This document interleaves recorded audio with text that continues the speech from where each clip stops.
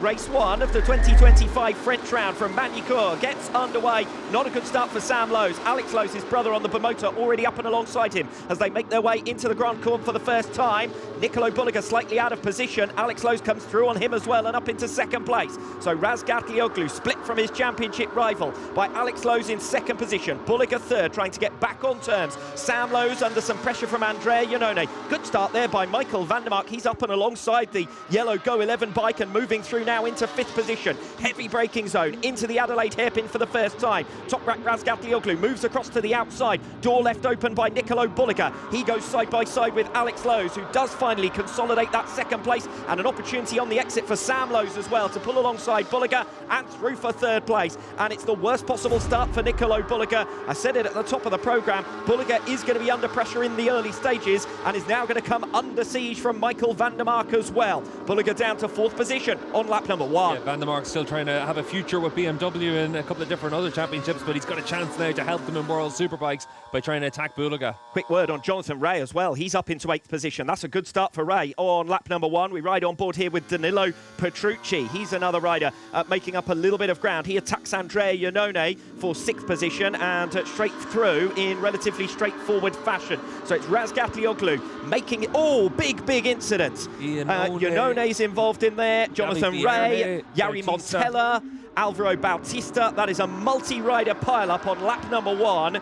And just we saw carnage on lap 1 at Balaton Park last time out, so too here in Magny-Cours. With 4 bikes involved in that as well, it's a lot for the marshals to clean up. We'll keep an eye and see if there's any notification. 5 riders involved actually as well, so there's a lot of work to be done to get that corner cleared up. So we'll see if this race gets stopped at this stage. As it is right now, all the riders obviously approaching it that there's no such issue. And we've been able to see now Bautista, Vierge, they've managed to get underway. It looks like Jari Montella is still in the gravel trap. Alvaro Bautista making his way back into the pits, and Vierge likewise, as the leaders continue on lap number 2 with 0.2 of a second between Toprak Razgatlioglu and Alex Lowes. 0.6 of a second then the gap back to Sam Lowes. Nicolo Bulliger attacking him for third position. And as you can see, the bike's not yet clear from the gravel trap. They're making their way through turn 8 now, the 180 hairpin, and that's Jari Montella just being extricated from the gravel trap. Yeah, and you can see there Montella underneath the Ray's bike, Iannone there, and then a separate incident it looks like for Javi Vierge and for Alvaro Bautista. But very unusual, obviously, to see 5 riders all off at the same place. But looks like everyone's been able to get underway, so shouldn't have any delays. And the riders are now just coming through that section of the racetrack. And you can see here for all the riders in the pits, their frustrations. But there's the battle now back on track. Nicolo Bulliger will capitalise to move alongside Sam Lowes for third position. Now we'll see how quickly he can bridge that gap. It's opened up to a second between himself and Alex Lowes in second place, who in turn is attacking Toprak Razgatlioglu for the lead on lap number 3. Yeah, you can see on the exit of 5, it looked like Lowes just lost a couple of bike lengths to Toprak as well, just as they pull out of that corner there. Typical of what we've seen at times through the course this year, but for Lowes, he's doing a good job to keep Toprak honest. Nicolo Bulliger already made his pass on Sam Lowes in towards turn 5 for third position. He's now through on Alex Lowes before the braking zone even for turn 5 on lap 5. And Nicolo Bulliger released into second place, but Toprak Razgatlioglu is already 2 seconds up the road at the front. 2 seconds back to Danilo Petrucci, another 2 seconds then to Remy Gardner. And you touched previously on the fact that the top Yamaha in this race was up for grabs for Andrea Locatelli. He is now just 0.2 of a second behind Remy Gardner, and he was 0.4 of a second faster than him on lap 7. So it's just a matter of time, surely, before Andrea Locatelli finds his way through. And in fact, Remy Gardner a little bit offline as they came through turns 11 and 12, and it's going to leave the door open in towards turn 13 for Andrea Locatelli to come through. And from the very back of the grid, Locatelli now up into 6th place. We pick up the scrap for 7th position between Remy Gardner and Garrett Gerloff. As I said, at the end of lap number 11, Gardner must have made an error, lost 0.8 of a second all in one go to Garrett Gerloff, and Gerloff quicker than Remy Gardner for a few laps in a row now within 1/10 of a second of him. We'll see how it stacks up. Yamaha versus Kawasaki, the lone Kawasaki on the grid, of course, piloted by Garrett Gerloff, who had a podium for BMW in race 2 of the French round a year ago, and Gerloff already alongside Remy Gardner for 7th position and through before the braking zone. Bit of a moment under braking towards the Adelaide hairpin. Will that give Gardner hope on the cutback? He'll turn back hard to the inside and try and drag race down towards the Nürburgring chicane, but Garrett Gerloff has got that position.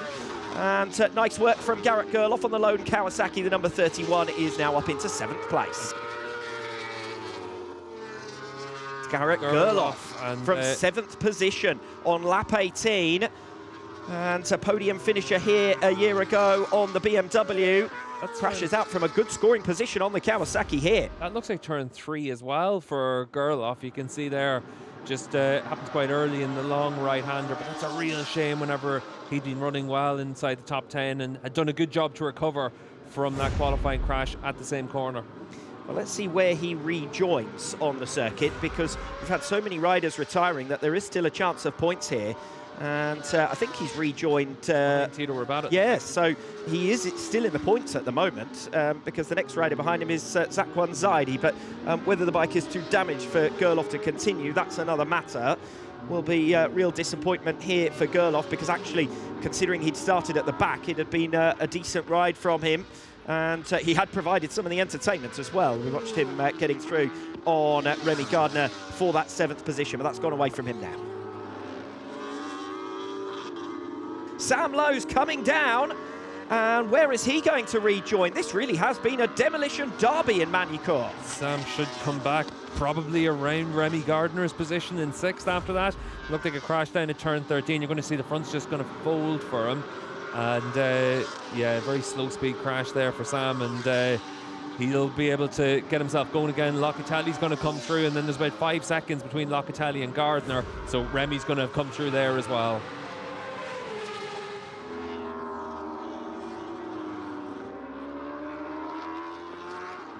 He returns to Magny-Cours and joins Jonathan Rea as the joint record holder at this venue. 10 consecutive wins for Toprak Razgatlioglu in 2025, and a long wait for his lone championship rival Nicolo Bulliger to come across the line and take second, 8.5 seconds back. A wheelie of celebration down the start-finish straight for Alex Lowe's second podium finish for Bimota on their return, and the first in one of the feature-length races. It's 3rd position in race 1 of the French round for him.